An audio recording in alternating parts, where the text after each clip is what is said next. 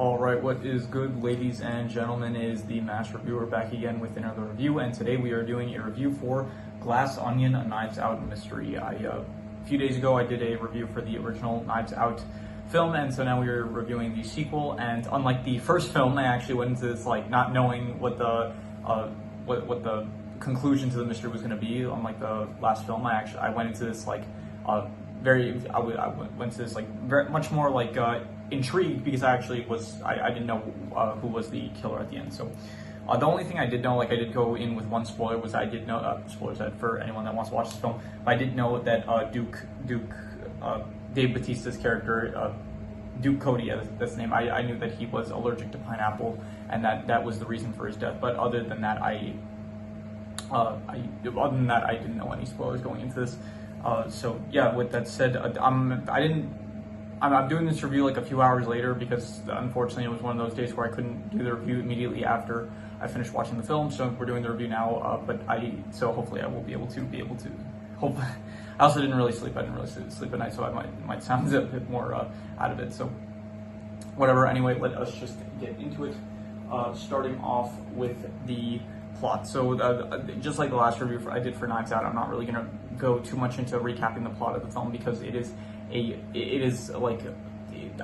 not good at recapping in general, and when it comes to mysteries it becomes even more confusing. But the general plot of the film is that there's this billionaire named Miles Braun, and he invites a bunch of people, a bunch of his friends, to a private resort, a private island, and at this island he plans a murder mystery, but then an actual murder occurs, and then the film is basically trying to find out who the killer is. Pretty similar, it's not similar to the last. In fact, this film feels very different from the last film for more than one reason. And part of that is the structure of the film is that, unlike the last film where it was very much just a pretty straightforward story of discovering clues and stuff, this one feels more so like a mystery, but it does it does it in the I don't know if it's would be considered non-linear storytelling, but it's very similar to The Witcher, where The Witcher Witcher season 1, it was basically where it told a story, but then after a certain point it started retelling the same story, but from a different perspective and stuff. So they did that with this film. So halfway through the film it starts retelling all the events of the story. Once again it starts going through scenes of the plot, and so halfway through the film it's Blanc, he starts speaking about how all of this will be revealed with the killer. It's we're at the end of the mystery here, and it's I'm thinking to myself, we're only halfway done, how are we already at this point? And then it starts going back to the very start, where it starts revealing things from previous scenes and stuff, and revealing the whole truth of what's going on. So it's pretty similar what they do in The Witcher, where it's you do go back and you are basically seeing things, but from a new perspective now, so with pre-existing knowledge, I guess. So yeah, the plot of the film, if you want a better plot, here I'll say at the end, the killer is revealed to be, it was really Miles Braun all along and stuff. He was the one that ended up killing Duke, and it was in order to cover up the murder of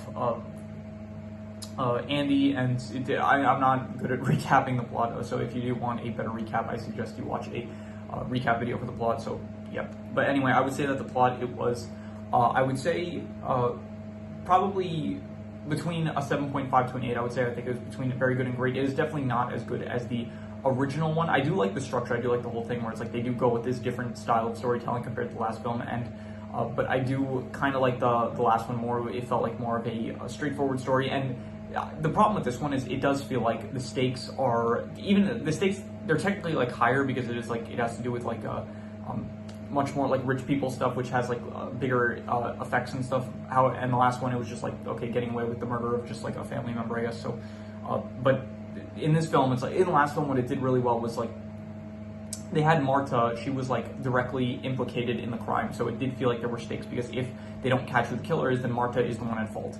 So it did feel and then by the end of the film, when the killer is revealed, it's Ransom, he does end up trying to kill Marta. And in this film it feels okay, worst case scenario, the killer just gets away with murder, and that's it. That's, which would be a pretty big that is pretty bad. But it didn't feel the main character, Blanc and Helen, they didn't feel directly, if they failed to catch the killer, it's just that they failed, nothing really happens. And even at the end, it's they catch the killer, they catch they catch Miles, like they find out that it was him and stuff, but he even says like you can't implicate me for anything. It's like there's no evidence and stuff, and so technically that's like they can't do anything. But then at the end it's like they do because of the because like he's using a specific new type of not a new type of element, but a new type of compound or something like that to some sort of something with hydrogen, and it makes his house like super flammable. So they use that to like basically just destroy his house and then burn his house down, and it ends with the Mona Lisa burning down. And I do actually really like how it's like the entire film, you have Miles, he's like saying how he wants to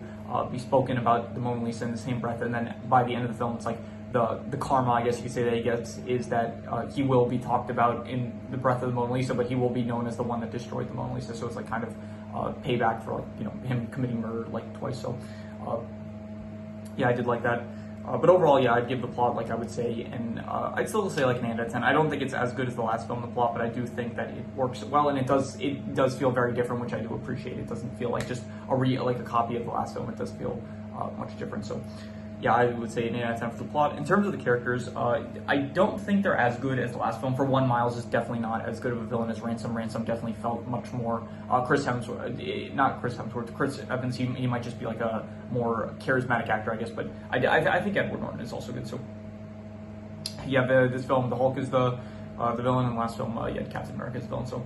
But I think Miles, he was a fine villain. He just wasn't as I think Ransom was just better. And in general, in the last film, it felt like all the characters, they felt like kind of different from each other, which like they all felt like kind of their own unique characters. But in this film, it kind of feels like every character is just a copy of like Joni from the last film, where it's like they're all kind of like these rich, not hipsters, but like they're very much like out of touch rich people. So because of that, I don't really like the characters in this film as much. I don't think any of them were like bad though. It's just I don't like I think the rich person vibe is not as good. Like I like the last film better, where it was like selfish family members. I kind of like that more than just like rich people that are trying to cover their own ass. So yeah, I'd like here. I'll go over some of the characters. You had Benoit Blanc. He's back in this, and I actually do like in this film how he does have like this.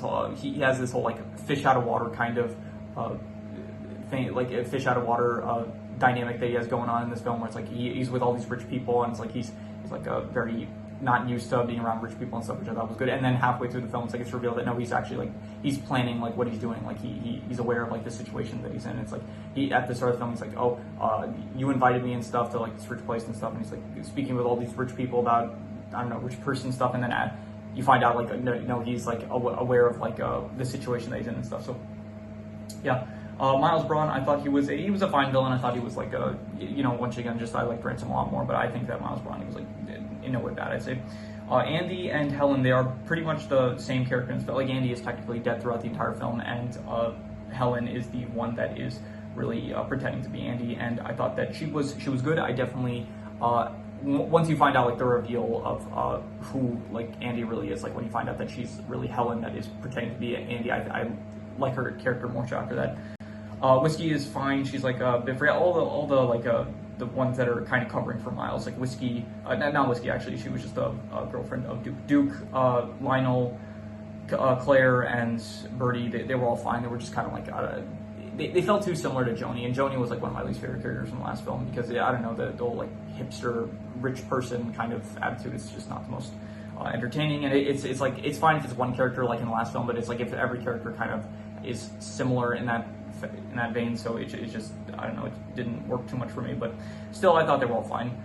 Surprisingly, Ethan Hawke is in this. He plays the one of the workers that I guess works for Miles. Like he's the one that like does the I think it was like a corona test or something like that. This did take place during COVID. Like obviously like COVID was happening during the time that this film was being filmed, and also like I guess if it takes place in modern day, then like they do incorporate COVID into this film, which I actually did think was interesting. So yeah. What else? So yeah, Ethan Hawke was like barely in this, but yeah. What else? Hugh Grant is in this also. He plays Philip, and so yeah, I didn't know that Benoit Blanc is gay, and so that's cool. Gay people, great, love those guys. So yeah, Hugh Grant, I like Hugh Grant. He's a good actor, and so it was interesting to find more about like Benoit Blanc's like social life. He actually in the film he did end up he was playing Among Us, which with like some friends on Zoom and stuff. So that was I like the whole thing that they do where it's like Benoit Blanc, he's a great detective, but he hates like detective games like Clue and Among Us. Like he's not good at that stuff. So I thought that's interesting for his character that they would write that in. So Yeah, all the characters, I would say that they are, I'll go like a 7, I think between like a 7 to a 7.5. They're like between pretty good and very good. And I'm going to be generous. I'm going to say that they were very good. I say that, yeah, 7.5. I do think that everyone like pretty much serves their purpose well enough. It's just I do kind of like last film, like the characters better. Like I am kind of comparing like this film to the last film. So yeah. In terms of the settings, honestly, I like the setting. It's like a very different setting compared to the last film, where it's like this rich person's island and stuff, and it does look very nice. And I think the color scheme looks great, where it's like you have the blue and the yellow, and it's like a very, very Greek colors, it feels like. So I did very much like the setting, but I still don't know. I kind of like the last film. It felt more so like a classic mystery setting. It felt like in the last film. So because of that, I do kind of still like the setting in the last film better. However, this setting, it was, I would say, I'll go like between like a 7 to a 7.5. I think it was between pretty good and very good, and I'm going to call it. I'm going to be harsh. I'm just going to call it pretty good. I thought the settings were pretty good. Yeah, it's mainly just like. The pool sides are nice and stuff, and then the area, like the main area where they like have the detective, where it's like they're explaining stuff about like where the lights initially go out, and the place where Duke ends up getting poisoned and stuff. So not poison, but like he has that allergy, so because the pineapple juice. So yeah, all the settings I'd say are pretty good. I'd go with. So the comedy, I don't think it was as good as the last film, but there were definitely still some good jokes here and there. So I would say that the comedy was nothing really comes to mind. It's probably because once again I did review this. I did watch it like a few hours ago, so it's not like fresh in my mind. But I do think that I still remember there being some good lines here and there. So I will say the comedy was probably I'd give it like a. Nothing comes to mind. That's the issue, but it's like I do remember it being like at least. I'll go like between a 5.5 to a 6, and I'm going to be generous because I should have done this earlier. Like ideally, I usually do these reviews like immediately after I watch the film, but it's just in some cases I either have to like be somewhere. It's like the circumstances of my house make it so I can't do it at the moment. So sadly, I couldn't do it like directly after. But I'm going to give it a 6. Like even though it's I'm being generous because I can't exactly remember at the moment a lot of the jokes, but there were some good moments I think from what I remember. So. In terms of the mystery aspect, I think the mystery, it was still very intriguing. In this one, I actually didn't know who, like in the last film, I knew going into it that Ransom was the killer, and in this film, I went into it not knowing who the killer was. So I was definitely like intrigued to see like what was going on. So, and I would say the mystery aspect, it was, I would say very good. I'm going to say it was a 7.5. Once again, I think that I think the mystery in general in the last film was like kind of better. I felt like it was much more intriguing, I guess, where in this film it was just kind of like it felt more less I don't know, it was just like kind of someone blackmailing, like it was like your Andy, she blackmails Miles along with I guess technically the rest of the rest of the people that were on the island and stuff, and because of that, like Miles, he goes and he kills her, and then because of that he has like coverage tracks here and there. So but in the other film, I really like the whole thing where it's like Ransom, he switches the medicine, but because Marta, she is such a good she's so good with the medicine that she instinctively like gives Harlan, she gives him the right medicine, but it's like she thinks that she gave him the wrong medicine, so because of that he ends up like killing himself, and then because of that like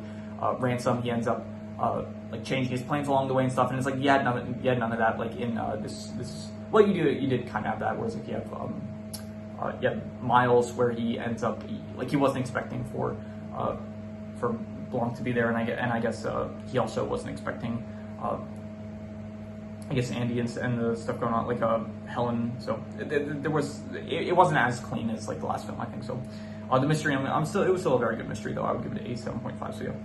In terms of the drama / suspense, I would give it a I'll go with a like a 7 out of 10. I'd say it was pretty good. I did like it. Once again, just not as good as the last film. I think part of it is because it's just like the characters in this film, they feel like less serious, I guess, and none of them, like in the last films, like all the Thrombies, like they felt like very intimidating and like very threatening characters. And in this film, it's like they feel less so like threatening, so it didn't feel as tense or suspenseful. Like Ransom, he feels like much more villainous than Miles, who like all these characters, they feel like very rich, and it feels like they're not really capable of like it felt like the Thrombies are very much like capable of doing some like threatening stuff. Whereas like you did see you had like Walt, and he was like threatening Marta, and you had Ransom with like all the stuff that he was doing, like very much like very not evil, but like very sinister character, I guess. And then in this film, none of the characters really do anything that's like because all of them are, they're like, there's no element of that pins, like in the last film, it's like you had the element of the money that was pinning the Thrombys against Marta, and in this film, it's like you have no element, like no one is against Blanc or I guess Helen either. So, well, no, it does get to a point where it's like they think that Helen was the one that ended up poisoning Duke, but no one is like, it's more so just like speculation rather than the last film where it's like an actual like reason for the Thrombys to be against Marta. So.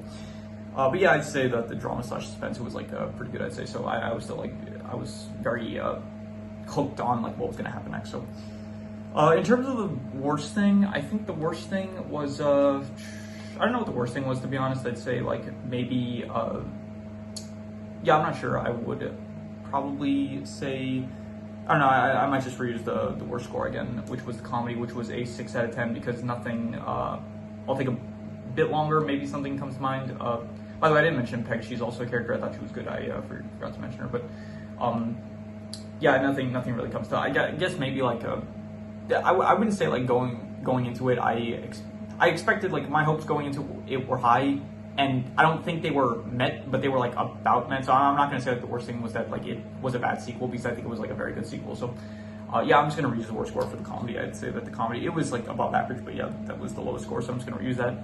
And the best thing, I'm going to say the best thing is probably Benoit Blanc's character. I think that he is the best thing about this franchise. And yeah, he is just, once again, it was very nice seeing like a different perspective. Like in the last film, he felt very much like in control of all the situations, like very smart. In this one, it felt more like he was like kind of acting more so, like he was doing more like trickery, like manipulations of the characters, because like, yeah, he was like pretending to like not be aware of like situations and stuff when he first gets to the island and stuff. So Benoit Blanc is probably, I would say that he is amazing. I would give it an 8.5 for just Benoit Blanc's character. And Daniel Craig, he is very much, I like him more so as Benoit Blanc, more so than as James Bond. I think he's more entertaining in this role. So yeah, and that is all the scores. So I'm gonna, there's some extra notes I wrote down. Let's see here.